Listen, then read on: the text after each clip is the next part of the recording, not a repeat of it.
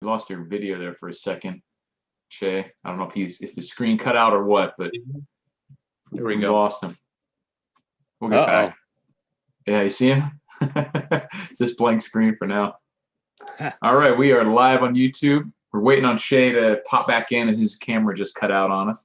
But we will wait for a few people to show up. Let me pop out the chat, and then we should be good to go. If you guys are watching and the chat doesn't seem to be working, refresh it. We've had problems with that past few times, but looks like we got some people in here now. Donna Hoffman, CB, welcome back. Welcome back. We got Bugout Dan with us once again. We're talking about fitness, whatever else we need to. And there's Jay, the Canadian internet, man. I'm telling you. I finally sprung for the upgrade because there's like, I'm with Cox Internet. I hate that company. No matter where I move to, I'm stuck with them. Like, that's just the only option. And they have like 50 tiers though, so I finally had to jump up to the next one because I was just not getting great service. You're in Nevada, right, Eric? Correct. Yeah. Vegas. Nice. And there are a few other options, but none of them are very good for real high speed internet. Like, they have some other cheaper stuff, but it's just for uploading. Like, that's what I've noticed also with a lot of the lower level internet is downloads can be okay. But live stuff like streaming and then specifically uploads take forever. Like putting a video on YouTube or something could take hours. And that's just like, yeah, it's just, ugh. So yeah, it looks like chat's working. Cool. So what's up, Che? You rocking? Can we hear you? Yeah. I see your, okay, great. Your video's back. So I'm working on my smile.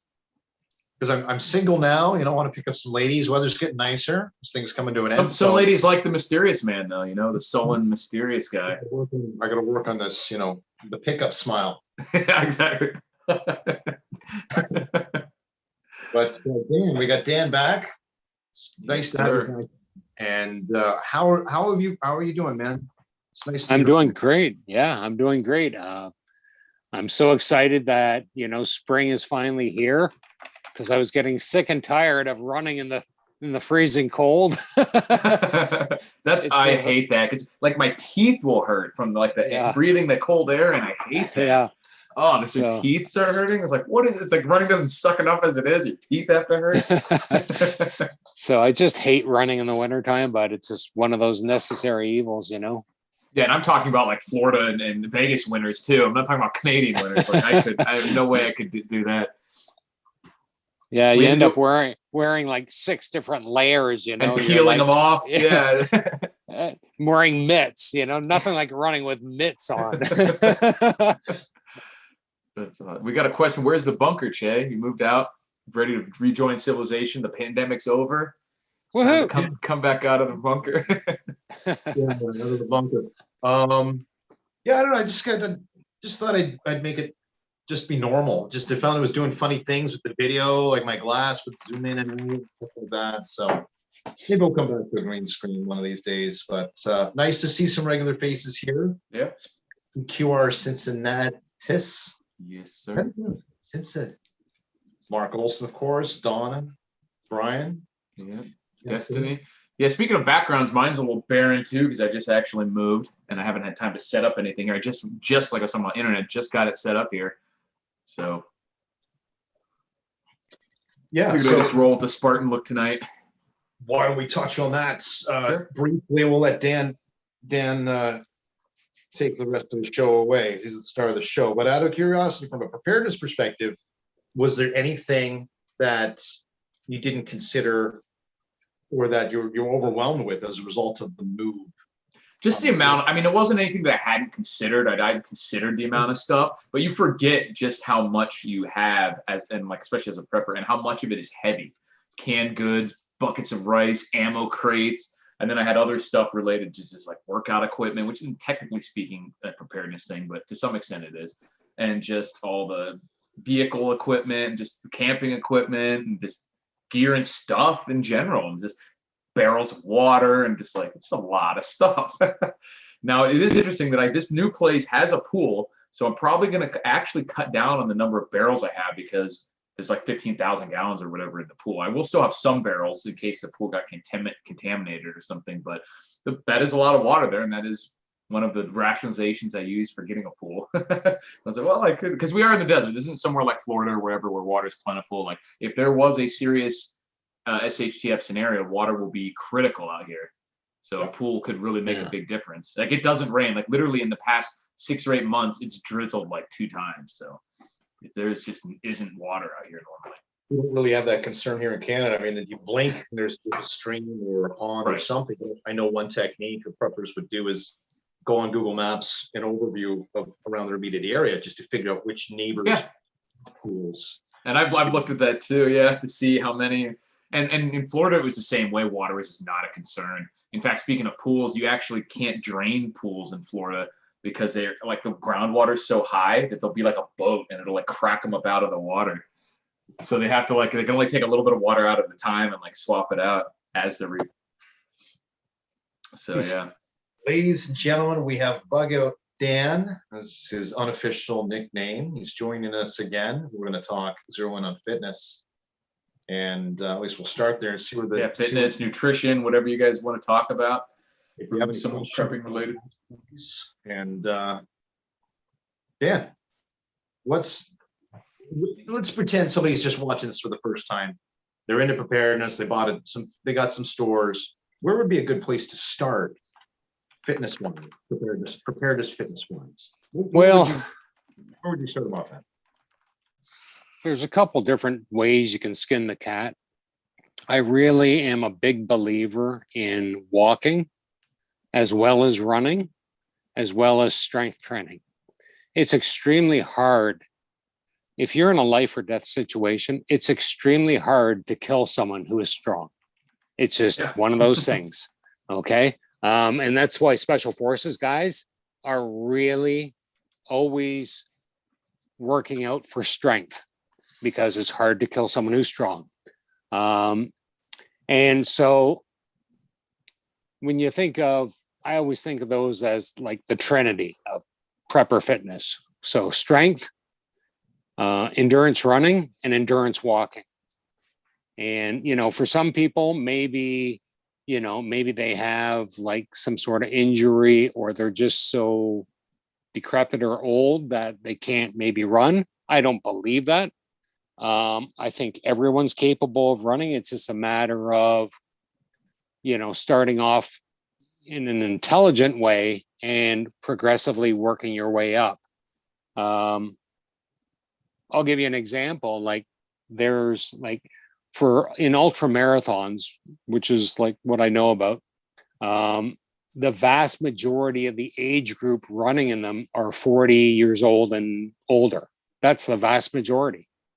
So I've noticed that. Why do you think that is, specifically for those ultra distance runs? I Because it's not necessarily the same for normal length marathons and shorter, right? No. I think what it is that, first of all, older people tend to be tougher mentally because they've gone through, 40, 50 years of life. So they're already kind of tempered by life. And I think they have a little bit more free time because their kids are grown up, So they have a little bit more free time, and they kind of like, I think I want to do this. And so that's what they set their goal to, and they work toward it and they achieve it. It could be a pace thing too, because I mean, even on those like those super long races, you're not running as fast as you would on a 5K or a half or anything like that. So it's definitely, like you said, as much of a mental thing, because the total like average time might be 10, 12-minute miles or whatever. For these super long races, so that might have something to do with it too. In fact, talking about marathons, there's the guy who holds the world record for marathons as a masters guy. He was 85 years old, and he ran, I can't remember the exact time. His name was Ed Whitlock. He's actually from Ontario here. He died a few years ago, but he ran a sub 3-hour marathon when he was 85 years old. Wow. So, I mean, 85, that's, so, it's just a matter of progression, slow progression until you get to, where you're happy with. So yeah, it's not beyond anyone. Although when you think about doing something, it's kind of like, how do you eat a deer? Well, one mouthful at a time, right? So it's the same with any sort of workout program. It's just you have to just go very slowly. And especially not so much with walking, but with running, you have to be real careful in your buildup because, it basically comes down to three things. It comes down to you do some overload, you recover, and then your body super compensates. In other words, you do a workout, you recover from that workout with the ample amount of rest, and then your body goes, oh my gosh, he might do this again tomorrow. I better make myself a little bit stronger or a little bit faster or have a little bit more endurance. So as long as you remember those three things, the overload, recovery, and super compensation, and you make your workout so that it incorporates those three things, most people just go mental from the get-go. They're like, oh, I want to be a runner. So they go out and like run for half an hour and they kill themselves. They're huffing and puffing. And that's really not what running should be about. And you don't need to do that. So let's just start off with walking. For instance, walking is a phenomenal exercise, believe it or not. And I mean, if trouble happened, you wouldn't be running around, bugging out. I mean, maybe you would. You might have to run away from danger or some dangerous people. But literally, you're going to spend 99% of your time walking. And most people go, oh, I'll just, if shit hits the fan, I'll just go and walk, But the thing is, you can't just go out and do that. Yeah, if you're a postal carrier, maybe you can. But really you can't. You have to. I mean, anybody can go out and probably walk 20 or 30 kilometers in a day. No doubt in my mind. But if they had to do that 3 or 4 days in a row, yeah, it's not going to happen. You have to be trained to do stuff like that. So, walking during the 1920s, the runners from Finland, they were like unstoppable and unbeatable, just phenomenal runners. And, they have, when I look at their abilities back then, that's almost 100 years ago. I'm looking at the records they set, and they're not, they're a little bit faster today, but not by much. So these guys were training really smart, considering that, they were doing almost what modern athletes are doing today. A little bit, not quite as fast, but still pretty impressive. We've learned a lot in 100 years of right. Most endeavors, physiology and everything else. Huge gaps between like what we were doing 100 years ago and today in most sports. So that's pretty wild that it was even competitive. You know what I mean? Like back then. So back then you didn't train in the wintertime. If you were a professional athlete, you took the winter off. And the Finns were the very first ones that said to themselves, we have to train year round because we could be better, because we just run out of time to get faster once the season starts. So they would start working out in January. They'd basically stop running in about November, and then they'd take December off and they'd start again in January. And literally they would start by walking. They didn't do any running in January, February, and they only started their running training at the end of March, early April. But for those first couple months, all they did was walk, progressively walking further and further.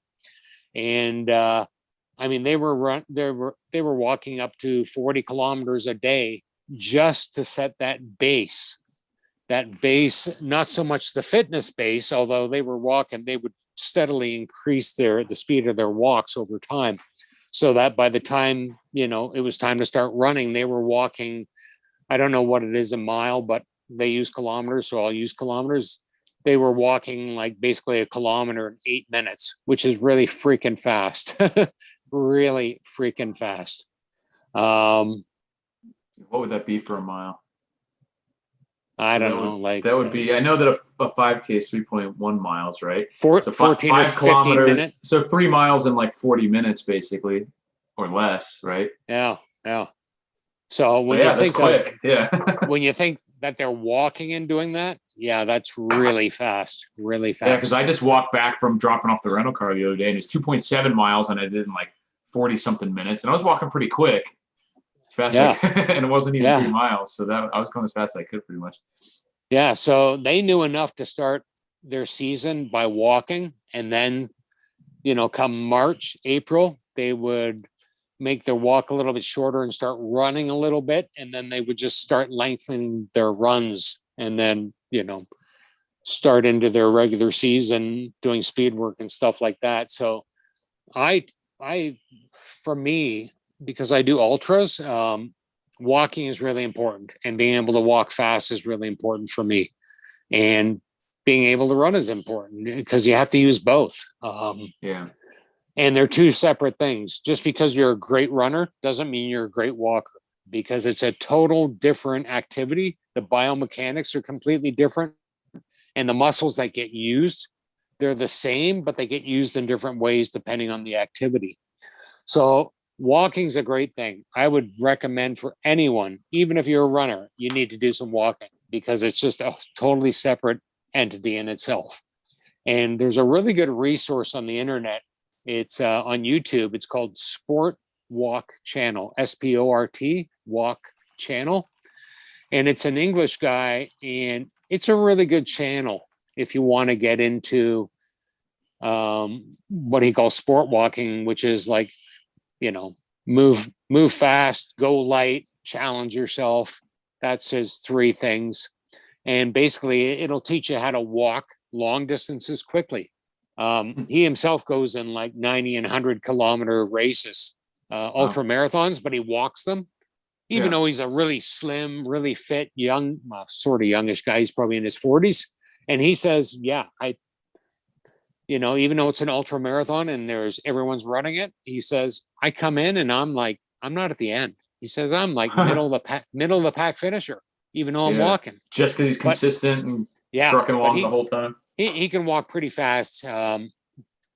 His basically forever pace is about 8 minutes, 30 seconds a kilometer, which is it's a pretty damn quick pace. We'll say that.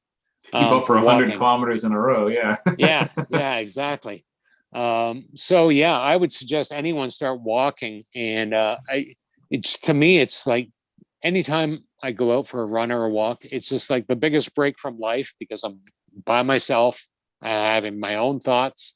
There's nobody interrupting me. There's no one calling me, text messaging me. It's my paradise of time. And I just love it. But the key thing at the beginning is you got to make it a habit. And that's the important thing. Once you make it a habit for, a month or 2, you won't be able to stop yourself from going out, because you'll just crave it so much.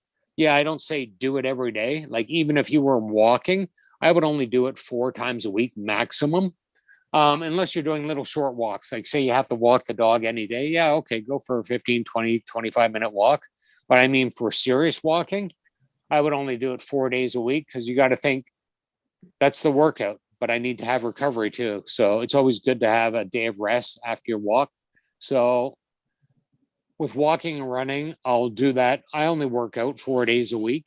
And because, you got to have that rest period so you can get maximum compensation out of your body to get stronger or faster. But I would just, if anyone wanted to start that, I'd just go to the Sport Walk channel, and it'll give you lots of direction and instruction. They got a whole bunch of videos, and they're not too long. And it's just really good. If you don't want to go there, I would just suggest, start walking like 2 or 3 days a week. And then after a couple of weeks, do 3 days a week, and then 4 days a week. And then just start off with a 15 or 20-minute walk. Not a music. Is there a place where we got a comment here from Mark Olson, and is there a spot, like, I get it, we're preaching to the choir here. There's obviously a correlation between physical fitness, cardiovascular, improving your cardiovascular, et cetera, et cetera. Is there a point where Mark Olson says practice with your ruck as well, your rucksack? So somebody that gets into practicing going to their Bugout location or improving their health through walking, is there a part in the equation where you would say, okay, start introducing gear or anything of that accord to make it more realistic? Because they're not going to be they're not going to be in their, their running shoes necessarily, and Yeah. they're going to have gear. So what's your recommendation in that respect, combining the act of bugging out or running, walking with the stuff that you may have on you? Well, everyone's a little bit different. I was going to say, if you're pretty sedentary from the get-go, I wouldn't throw in a rucksack for at least 2 months. I would walk without a rucksack. And then after 2 months, slowly building up your time, slowly building up your speed. Because the problem is that your cardiovascular system is the fastest to adapt. So what happens is your cardiovascular system adapts really quickly, but your bones and your soft tissue lags behind. So what always happens almost all the time is you get really fit and you think, oh, I'm going to go harder. I'm going to go harder. And then you start getting soft tissue injuries like tendonitis and things like that. And I mean, right now I have tendonitis in my right ankle and I have a slight tear in my hamstring from working out. And I'm really careful. So it can happen to anyone. I had tendonitis 3 years ago, and because I was getting ready for a race and a really long one, and I ended up getting tendonitis in my ankle once again, and it took a year for me to recover before I could get back on it. Wow. Like all I could do was walk for that year, no running. It took that long to heal. So you want to go cautiously and slowly. You want to gently nudge your body to get better and better, but you got to be real careful with overdoing it. I mean, I've had young friends who are 25 who I'm like, you got to slow down, man. You got to factor in a little bit more recovery. And they just ignored what I told them and they fried themselves. I mean, I got one buddy who he hasn't been able to work out for a year and a half because he's fried his tendons, and, they'll get better eventually, but he's pretty upset that he hasn't been able to work out for a year and a half. Yeah, it's a lot of potential progress lost too. Yeah. Yeah. So your cardiovascular system, it will be the fastest to adapt. Then your tendons and ligaments, but the slowest is actually your your skeletal system. And it can take 2 to 3 months, literally, slow building up before your skeletal structure actually begins, adapts really well. And in fact, there's been some studies they've done where actually in about the 3rd month, you actually lose a whole lot of mineralization of your bones because your body is adapting. It's kind of adapting in a strange sort of way. So you just have to be careful for the first 3 months. It's some kind of cannibalistic use of minerals. Yeah. Or something? Yeah. Where I guess your body's figuring, I got a theory about that. It's that your body knows it needs to get faster and it's trying to get lighter and faster. So it actually starts demineralizing the bones slightly to become lighter. Yeah. But I mean, that's just a theory of mine. So yeah, I would say just start walking slowly 2 to 3 times a week, maybe 15, 20 minutes.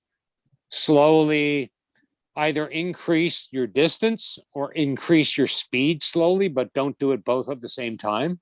So, I mean, what I do is I kind of on my walks, I'll go out, and if I'm increasing speed that day, I'll go a shorter walk, but I'll increase my speed. So basically, if you were going to do a walking program, let's just say 3 days a week. So just an ordinary brisk walk, and then a long walk. So what I tend to tell people is do a long walk once a week, maybe once every 2 weeks. I find once every 2 weeks is probably better. Yeah, you won't progress as quickly, but it'll be much safer. Because you got to be real careful with stress fractures on your bones, and they can happen in your feet, your tibias, your femur even. And once you get a stress fracture, you're out of it for months. So you don't want to get any sort of injury for sure. It's just better to be patient and you'll get there. You just have to be patient. What's your cutoff for what you consider a long run versus or walk versus a short one? So a long walk, it depends on the person. So if you've been doing say 20-minute walks twice a week, then a long walk. Really, you should only maybe increase, or when you're starting to say you do 3 walks a week at 15 or 20 minutes, and you go, I'm ready to start making my long walk a little longer once a week or once every 2 weeks. I would just add 10% time to your walk. Some people say 10% mileage. I prefer to use 10% time, because the problem is, so in other words, say I walked for 20 minutes, now I'm going to increase my long walk. So I'll add 10 more minutes. So now I'm going to, on my long walk for 30 minutes. Okay. And why I use time over distance, almost everybody uses distance. And I think it's very wrong to do that. And I'll tell you why, because some days you go out, you just feel like shit. So you're not going to walk as fast. So if you're walking for distance, I'm going to extend my long walk by, 10% mileage wise, you're feeling like shit. You go out there, suddenly you're going to be training way longer, but you still made that 10% distance addition, but way longer. So now you're in the risk of overtraining and injury. So if you go by time, you're feeling like shit that day. It doesn't matter. You didn't quite go the distance, but you went the time. And you're not going to get half the possible injuries or stress fractures and stuff like that if you do it by a time thing. So I always say add 10% to your time for your long walk once a week or every 2 weeks. I do it every 2 weeks. So what I'll do is, just for example here, let's just say you do 20-minute walk and a 20-minute walk and a 20-minute walk. And the next week you go, I want to make my long walk even longer. So to add 10 more minutes. So 20 minutes, 20 minutes, 30 minutes. Then on the following week, the third week, I tell people just go back to what you did. So 20 minutes, 20 minutes, 20 minutes. So now the next week, you can add 10 more % to your longest walks. You instead of 20, 20, 30, you'll now go 20, 20, 40. Okay. So it's every second week. I like to, and I suggest it for everyone, is increase your walk by 10% in the time fashion. Okay. And it's the same with running too. We've got a question here. What does Dan think about using a rowing machine to increase your cardio? I think it's a really great thing. Especially like rowing machines and stationary bikes. Because you're going to keep, like, especially if it's like a really bad storm out, or it's like lightning and stuff. Who wants to go outside and get struck by lightning? Right. So it's an awesome thing. And it gives you an extra day of rest if you use it, especially when it's bad weather, because now you're not addressing load, more workout on your load bearing legs. You're working, your arms and your back with a rowing machine, and even a bicycling machine. Yeah, you're using your legs, but it's different. It's way less load. Right. So it's really, really good, especially the rowing machine. If you're going to be carrying a ruck in the future, it's going to be really strengthening your back a lot, and that's going to help with rucking for sure. Yeah. I got a question. A question. So talking about basically what we would discuss this evening, and you're asking, most people here, I'm sure they get it, they got to improve the cardio, and it's very obvious. Get in shape. Your preparedness individual, it's a possibility you may have to walk to your bug out location. It says you want to talk about gaining extreme strength. Can you elaborate that a bit? So strength is obviously an important component. Yeah. So what I'll do is I'll get into that.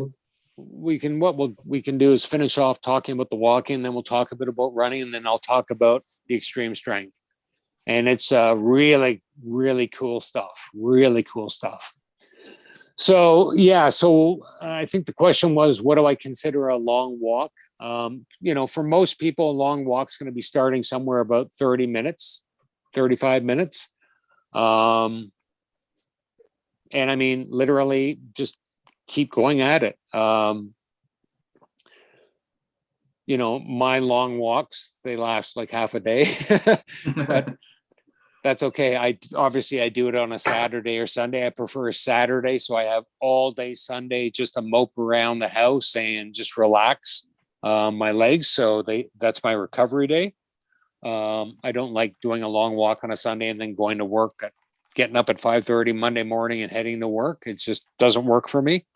But you don't have to go super far. You know, I would make a, you know, aim at first to do, you know, your long walk to be 5 kilometers. And, you know, once you achieve that, then push it and go 10 kilometers. And then, you know, 10 kilometers at a, say, a pace at about a 10-minute mile or 10-minute a kilometer pace. 10 kilometers will take you about 2 hours. That's a good healthy walk on a Saturday or a Sunday. And just keep pushing the bar a little bit higher. Or maybe you decide, hey, I'm walking, you know, a couple times a week. I want to start running now. So yeah, for sure. That would be the best of both worlds.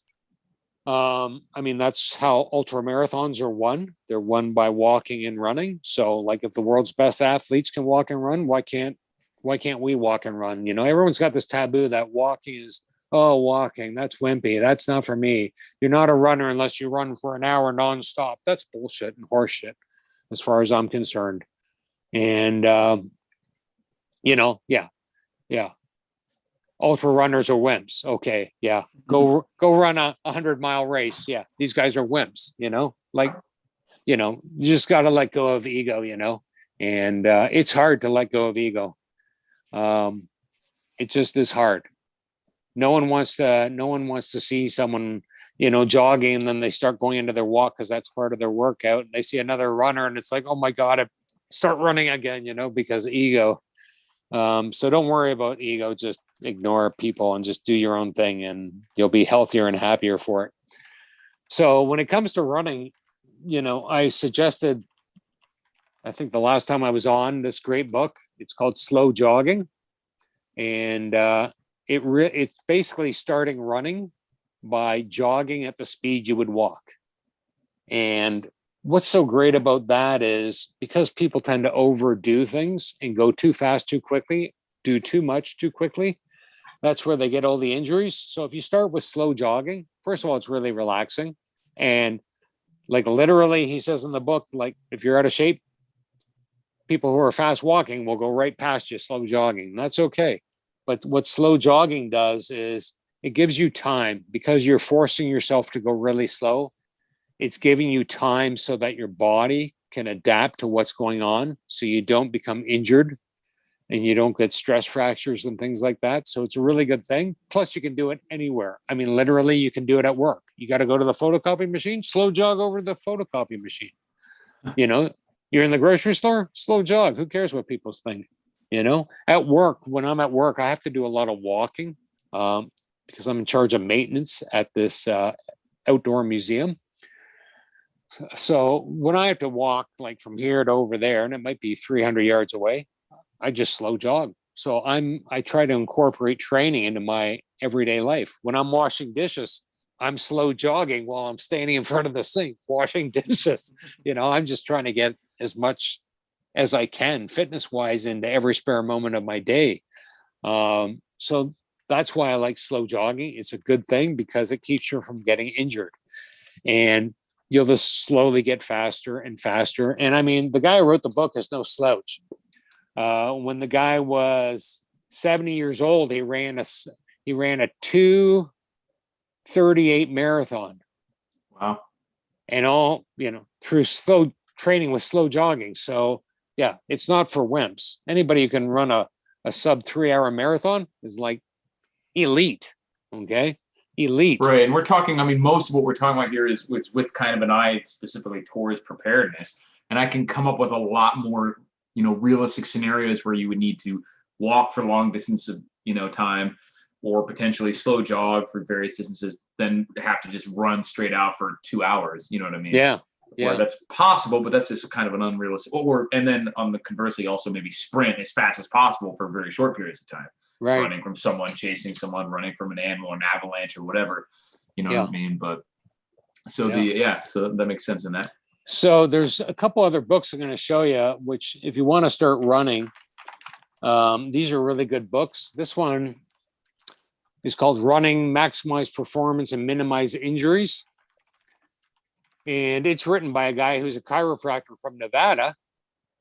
and he's a hardcore runner himself, but because he's a chiropractor, he basically has every injury you could get as a walker or runner, and he's put it in this book on how to self-treat yourself at home. Okay. So it's a really good book. There's two more books that, especially if you're a runner, you definitely have to read this book. 922 pages. The Lure of Running by Dr. Tim Noakes. He's like a very famous doctor in South Africa. Not only is he famous in the keto world, because he's like one of the world experts on eating ketogenically, he's also like a world expert on ultra marathons. So his book is like phenomenal. And the other book he wrote, he's got a whole bunch of books. It's called Waterlogged, the serious problem of over dehydration in endurance sports. Overhydration? Yeah. Interesting. And yeah, he was citing the fact that when Gatorade came out in about 1976, people didn't die in marathons before that time. People started dropping dead in marathons soon as Gatorade was kind of promoted and given as free drinks during races. And the problem was people were over drinking. And it's called hyponatremia. And most marathon runners, like elite marathon runners, when they finish the race, they're about 5 or 6% dehydrated. And that's fine. Your body can deal with it. But it's hyponatremia, over drinking, that kills you. And it's a really serious problem. It would be much better to dehydrate than to drink too much. So that's why he wrote that book, Waterlogged. And it's like, you read this book, you'll be brilliant when it comes to hydration. And like, hydration is so important. Like, we're preppers, right? Yeah. Well, honestly, most of the time I would say that we'd have a lot of like heat related, and I was going to say dehydration in military exercises, and they would always be like, drink water. But to me, it seemed like most of those injuries were actually related to overheating or just overexertion, and not specifically related to not having enough water in your body. And probably a lot of undertraining too with people. Right.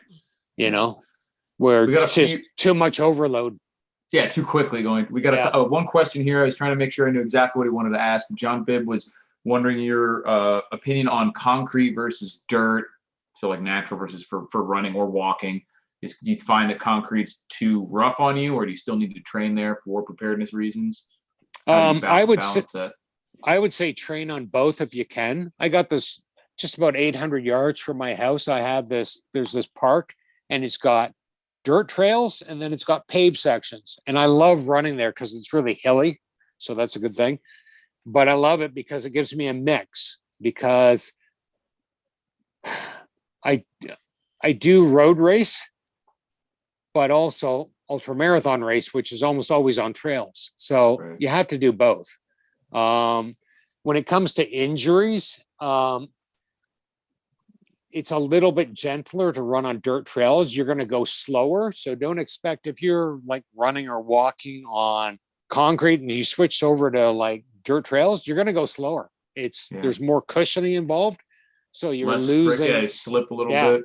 So also, if you're only specifically focusing on injury, you have to also keep in mind that a lot of the off-road or dirt trails are going to be less even. So even though the impact injuries might be less, you could roll an ankle more easily, step in a hole, trip on a root, whatever. So if you start going off trail, if it's a real real uneven and roots and rocks and stuff, you have to be real careful, because the biggest problem is going to be an overuse injury to your ankles from all your foot landing at different angles and trying to stabilize. So you have to take it real gentle and slow at first, and just be cautious. What about my guess is, and I haven't necessarily studied this at all to see, but my guess is also it's that what you're running on probably makes more of a difference if someone's running traditional like heel first kind of, because that's more high impact. Whereas if you're a forward stride, more running on your toes with like a minimalist shoe, you're probably going to have much less impact, period, first of all, but also much less impact related injuries and stuff from harder surfaces. Well, if you notice, if you're running like barefoot and you have to run on something hard, there's no other way you can run other than on the balls of your feet. You are correct. Yeah, a 4-foot strike. That's what's so important, is to And that's why slow jogging is so great, because it teaches you to jog. You can't jog slowly by On going your heel to heels. toe. Yeah, you have to Yeah, feel like you're on a it- jump rope, sort of. It like- it forces you to do a 4-foot landing, and that's how you absorb. Your foot is designed. Okay, so you have the ordinary arch of your foot from heel to toe, and that arch is designed to act like a leaf spring. But when you turn your foot so that you're looking straight on the toes, you also have a transverse arch Right. where your toes are not in a straight line. There's a transverse arch there, and that is part of the shock absorption too. So your foot is actually designed to run that way. And like you said, Eric, if you run without shoes on, you're forced to run the way nature intended. Yeah. You Not- can't not land heel on your to heel. toe. Yeah, you No. can't do it. It would be No. incredibly painful.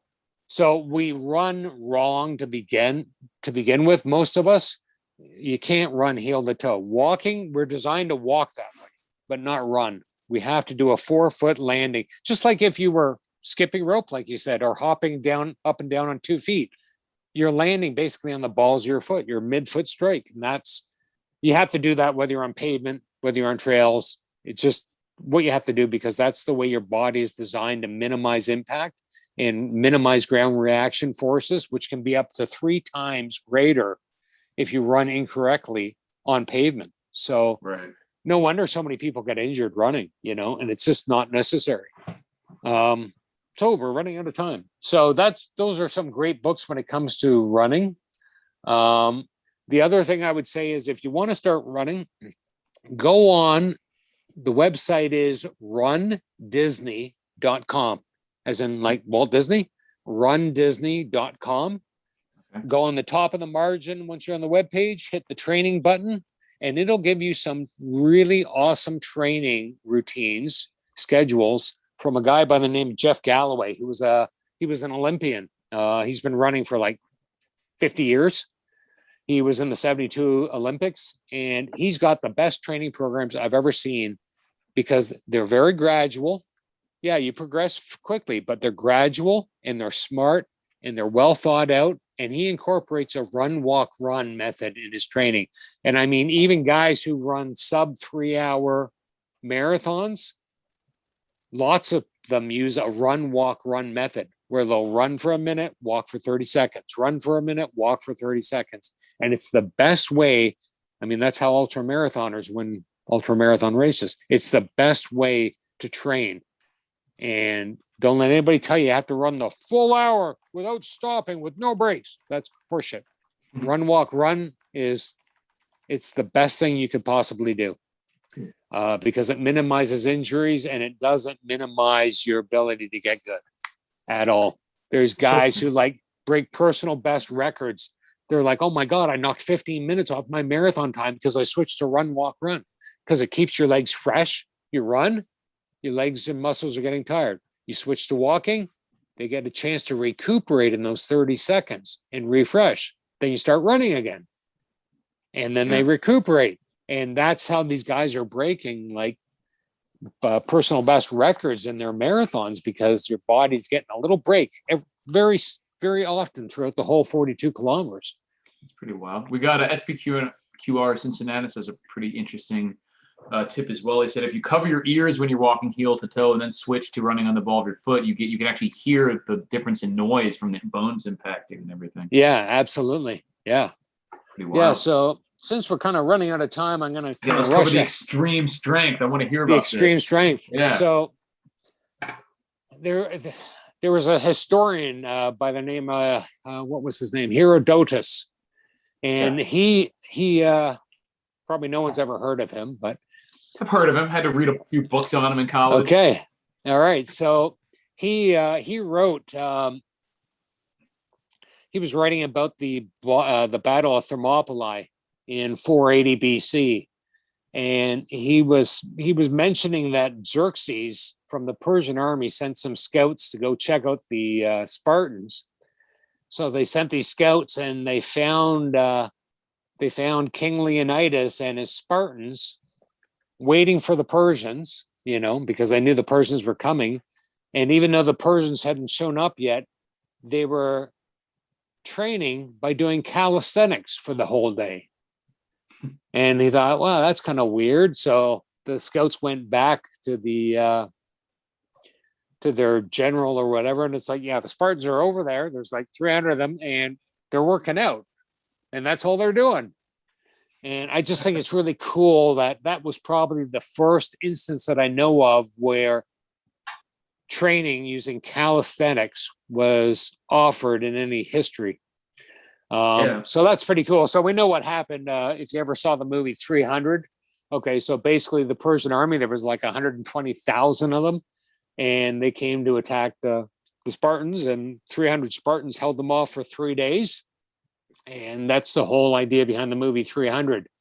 So when you consider history, the Spartans are widely recognized, as being the toughest warrior race ever in mankind. Okay. And they trained in calisthenics, and a little bit different calisthenics than what we know as modern calisthenics. But calisthenics is the key to extreme strength. When you think of like, other than powerlifting, okay, when you think of the most extremely strong people on the world today, and who might they be? Think of professional gymnasts and professional rock climbers. Yeah. These people can do phenomenal things with, I mean, brutal strength. I have a friend who's a rock climber, and I'm like, can you do fingertip push-ups? He's like, yeah, man. Grabs the bar with 2 fingers and just like, how many pull-ups do you want? Sorry, not chin-ups, or chin-ups. Yeah. How many pull-ups do you want? And he did like, fired off like 40. And he's like, okay, I'm getting bored, man. And I'm like, that's freaking phenomenal. With 2 fingers. So these people are inhumanly strong, and basically calisthenics will get you, be able to let you do that. It's kind of interesting. Henry VIII's ship, the Mary Rose, that was found sunk in the harbor in England there, when they pulled it up, they found all these crates full of bows, like long bows. I found like 200 of them. And when they tested them, they couldn't. They had a draw strength of like 200 200 pounds. Yeah. Which is you have to do with one arm, basically. Yeah. No archer has been able to draw one of these bows, modern archers. Right. So these people back then, first of all, they trained differently. They didn't have weights and workout rooms and crap like that. They used calisthenics, and that's the secret. Because when you use calisthenics, you're not working out your muscle in isolation. You're using your body the way it was designed to function. And that's why it's such a superior system for getting really strong. There's a great book out there. I'm going to interrupt you for 2 seconds. So I'm not really going to get into rock climbing or be a gymnast per se. So what other hobbies or physical activity would you recommend that somebody would get into? I would recommend you get this book. Okay. It's called Convict Conditioning. Oh, I was just gonna, heard about not only the convict conditioning, but also the what's his name? That Charles, he went by Charles Bronson, but he's a prisoner who is notorious in UK. He wrote a similar book about like working out, and he was known for like fighting like 6 or 7 guards at a time and stuff, and like crazy stuff like that. So I think this is the best book out there, and I read books like there's no end, and this is the best book I've found to get superhuman strength. Very simply, very easily. It's based off 6 special exercises that you can do at home. The only special piece of equipment you need is a chin-up bar for one of the exercises. But it's progressive, and literally you could be, I don't care how out of shape you are, how old you are.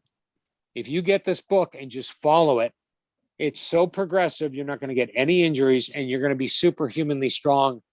And I've been doing it for 2 years, and I am so far away from the elite level of mastery of what they have in their program there.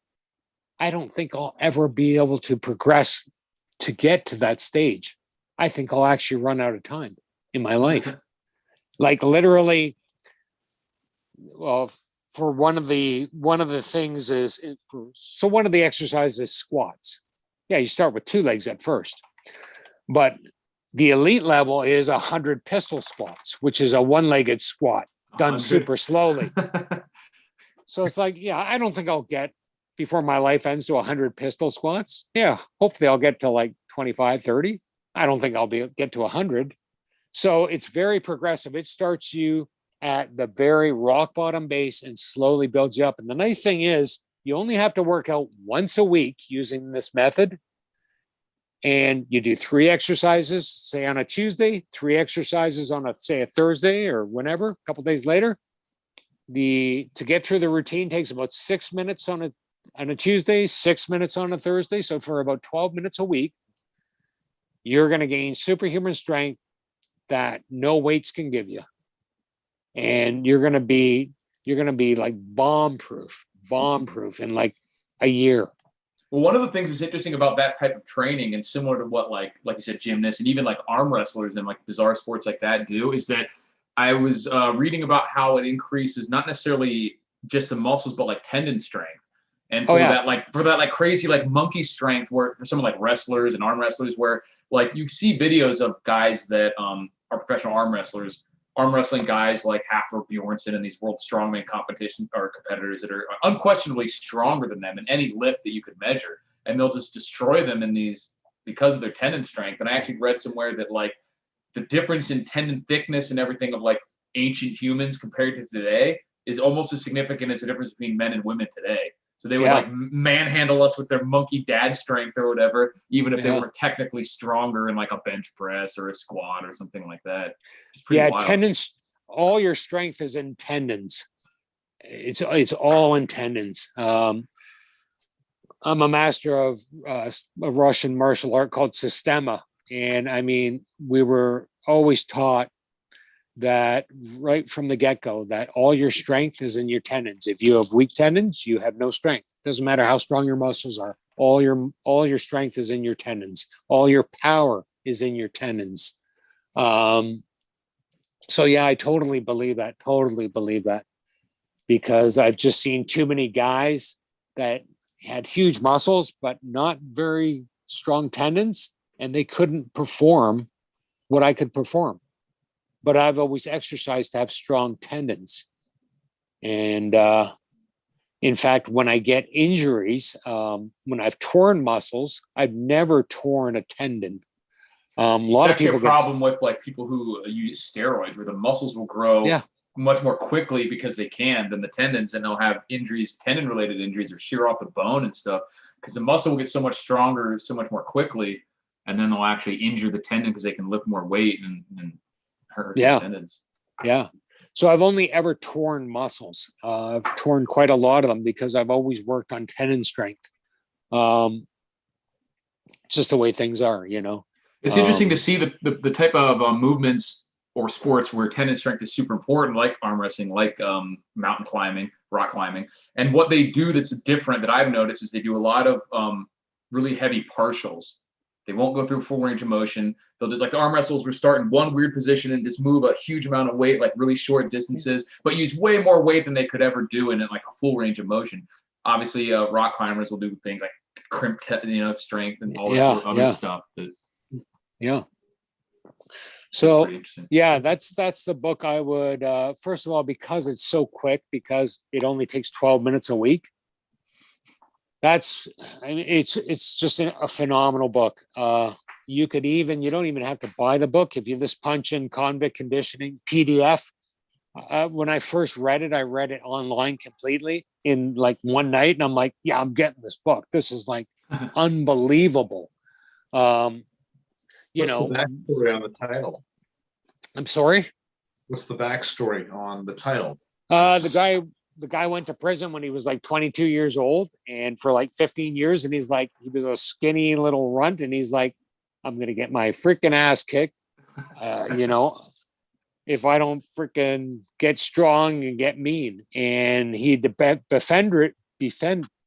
befriended an older guy who was like 75 years old. But the guy was phenomenal. Like, he saw him one day, the old guy just doing one arm pull-ups, and he's like, holy shit, that guy's strong. I can't do that. So he befriended the guy, and the old guy, I forget his name now, but he was an old time strongman in circus shows. But cool. He learned how to get strong from other old time strongman guys from the 1800s and that. And he said, he basically told this guy, Paul Wade, who wrote the book, he said, people don't know how to get strong these days. He says, weights doesn't get you strong. He said, this will get you strong. And he taught him everything he knew. And Wade became like, you know, kind of like a hero in prison because he started training other guys for favors. Like, yeah, I'll teach you what I know. The old guy's teaching him. And he's like, yeah, I'll teach you what I know. But, you know, you got to get me, you got to pay me with like something from the snack bar. Yeah, right. I need a Twinkie, you know, that sort of thing. So yeah, he spent like, altogether, he spent like 20 years in like prison, Folsom Prison in some place down in Georgia. I can't remember the name of it. But that's where he perfected the convict conditioning system and using all this old time strength stuff. Like these old time strongman guys, they would just go and do a one arm like handstand and stay there for like 5 minutes. Like, I don't know, even I've had friends that were like phenomenal gymnasts and they couldn't even do that. So I'm like, yeah, okay. This guy knows what he's talking about. When I read the book, I realized he knew what he was talking about. Just phenomenal. Just, I mean, when you think of Greek statues, say, think of classical Greek statues, the Farnese Hercules or Laocoon. That's in, you know, in the, if you look at those statues, this guy, the artist, didn't just dream up in his mind what a body should look like. He had someone pose for those.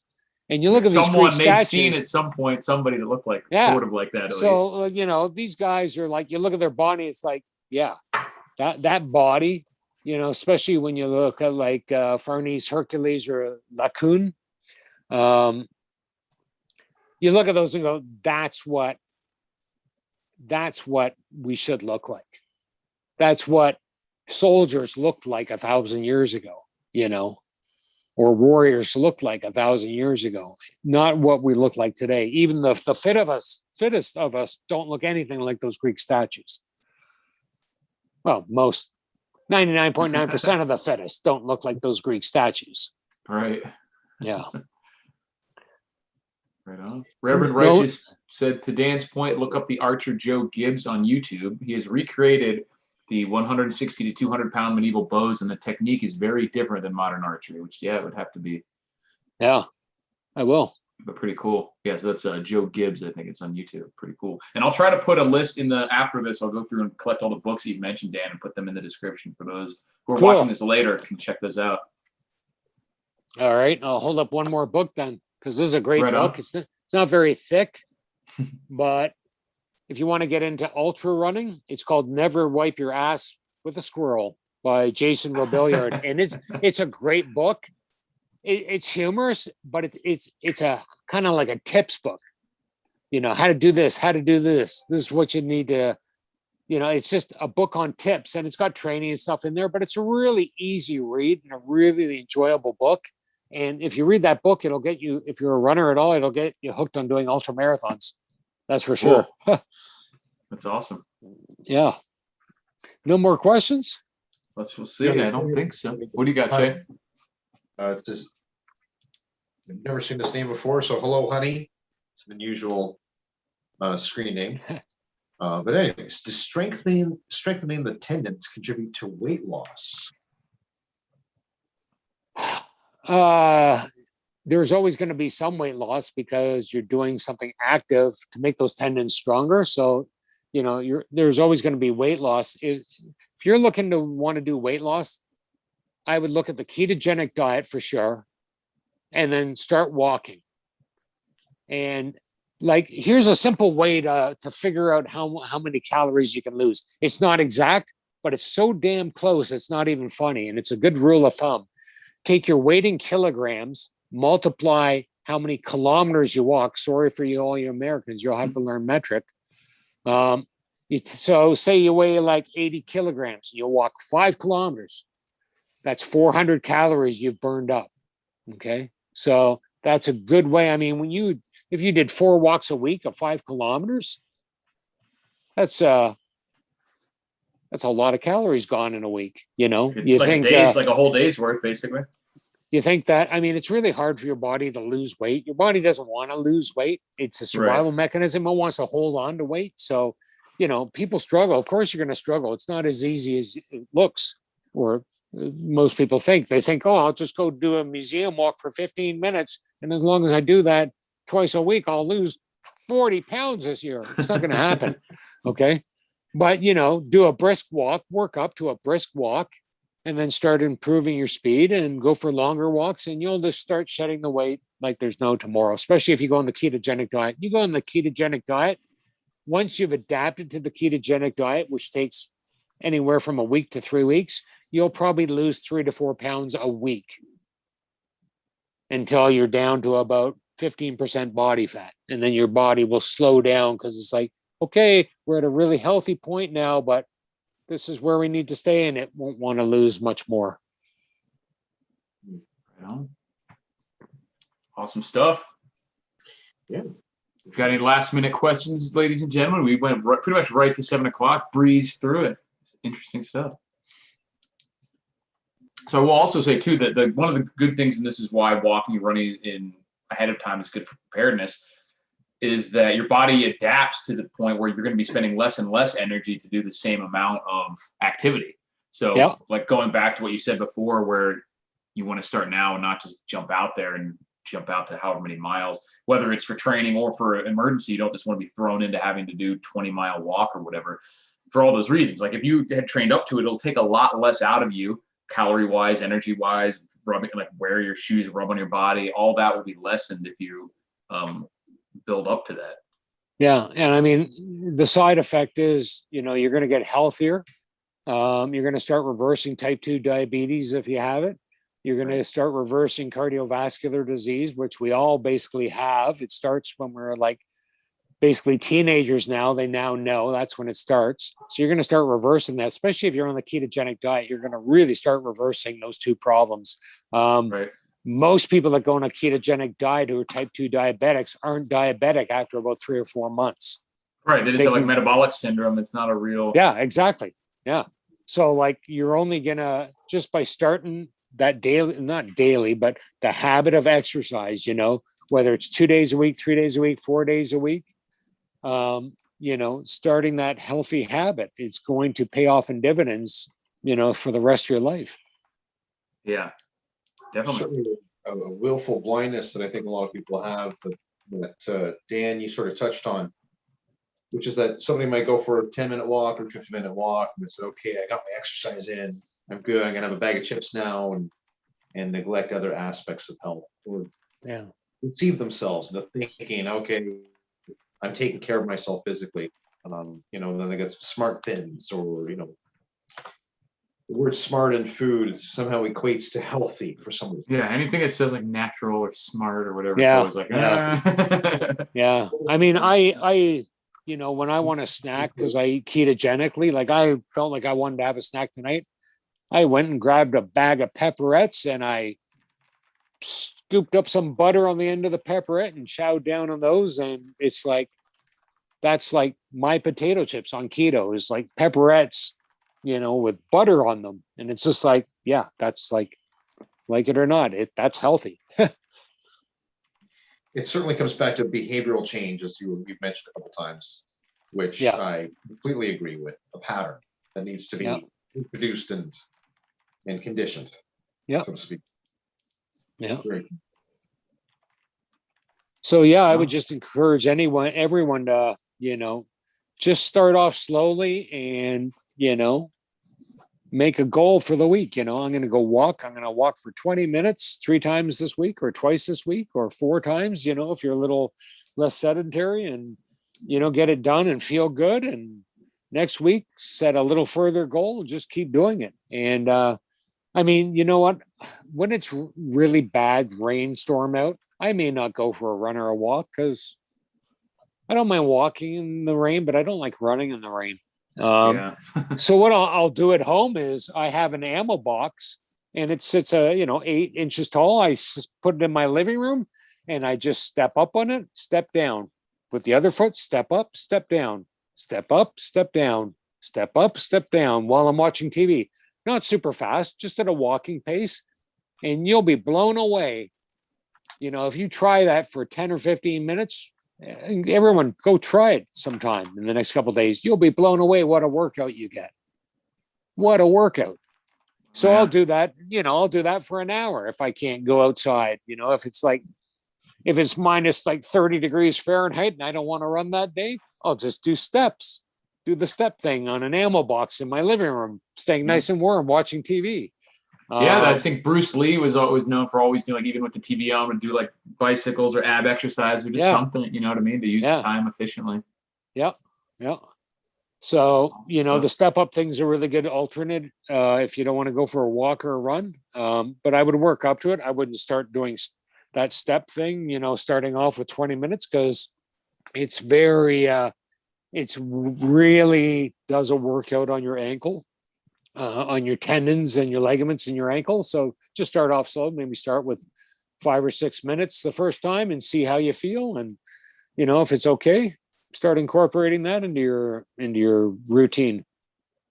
Awesome. In fact, I haven't been doing it enough. I need to start doing it more. Once my tendonitis actually heals, I'm going to start doing it one workout a week just by doing steps, because it's completely different and it really does work the ankles incredibly well.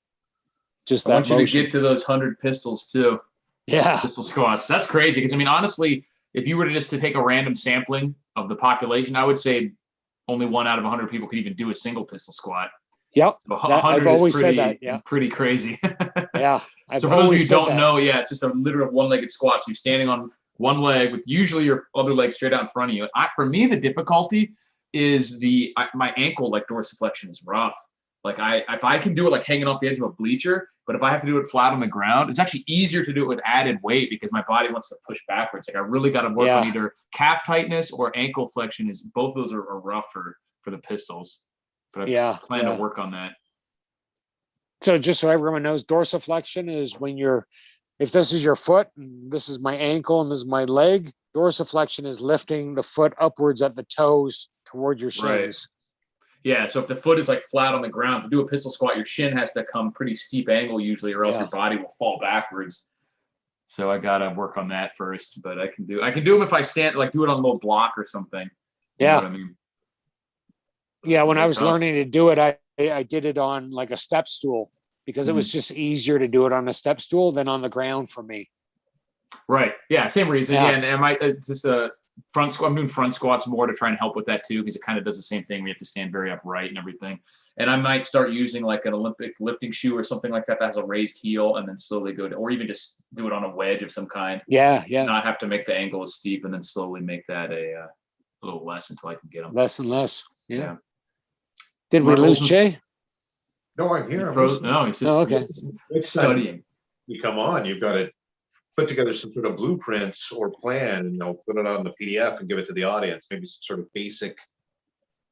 Yeah, like a couch to 5K kind of thing. Yeah, that you could do. Well, that's why I mentioned that rundisney.com, because that's he's got like a 5K training plan, a 10K, a half marathon, and a marathon. All different plans on there. And actually, that convict conditioning, that just your story about that, stories that enticed me to, I've got to read that book. Now, but one other thing I think we should consider is we all have different goals and agendas, and I just suggested a few that he has. Next time you come on, we should each set them and say, okay, I've got to do X, Y, Z, A, B, C, D, F, G, each of us. And say we got 30 days, and then have you back on, and then just compare the results of what we wanted to accomplish within those 30 days with the audience. Maybe they could participate as well as a good idea. To get in shape. Cool, great idea. Cool. Hey, I'll have to come up with like a mission next time or something. So okay, I'll tell you what I want to do, because my ankle still has tendonitis. I can't do something, like, oh, I'm not going to eat Doritos for 1 month. We'll have to do it physically. It's like, yeah, okay, that's a tough thing. It's a challenge. It has to be a challenge. Okay. Well, I'll tell you what mine will be. Since I have such bad tendonitis right now on my ankle, I was getting ready for that 160-kilometer ultra marathon, which now I won't be able to do because of the ankle injury. I won't have enough time to train. So I've had to I can't even do any running now. I've gone straight back to walking and cut down my mileage huge. So I'm hoping within 30 days to be up to walking 15 kilometers a session. And that's what I'm working on. Awesome. So that's about 10 miles, roughly 9, 10 miles, I think. Yeah, I think about just 11 point something miles. Okay. Yeah. Right on. Cool. I'm going to work on my pistol squats so I can get into the. Well, I didn't say let's make the gamble right now. I said maybe a month from now or whatever. So. Oh, you want to do one now? Okay. No, I don't want to. I don't want it now. Let's. We got a month to think about the challenge, and then we'll reconvene. Oh, okay. I see. Okay. Cool. So I'll come up with what I can do. I have a month or so, 3 to 4 weeks or so to come up with something that I can. But see, now we have a chance to sandbag, and I could train something for a month, and then say that like I'm just starting. No, I'm just starting. Look how awesome I am. Yeah, watch me do this one. I'll do one like awkward pistol squat, even though I can already do like 4 or 5 because I've had a month to train it. I won't sandbag you guys, I promise. But yeah, that's a good idea. I like it. Hey, maybe we can get some of the people listening to actually join in this challenge. Maybe they can start creating a habit of exercise of some sort. Hell yeah. Good idea. Absolutely. We'll do the architecture between now and next time that we have Dan on in a month with respect to how we present it. And that'd be great to get some audience members on board to join in on the challenge, and we'll have a follow-up a month later, 2 months later, or whatever it is. Hell yeah. Awesome. I love it. Thanks again for joining. It was awesome. We're about 7:15. I'm going to call it. Yeah. But I appreciate always, Dan. It's fantastic. I know everyone watching has been enjoying it as well. So I'm not sure. Do we know what we're doing next week yet, Shay? Or we're going to be, that remains to be seen. Remains to be seen. But check the website, preppertrifecta.com, because I will update what's happening there.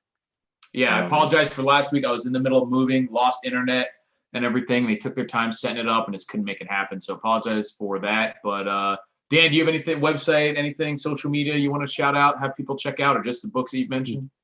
Just the books I mentioned. They're all awesome. Awesome. Appreciate it. Thanks again. We will see all you guys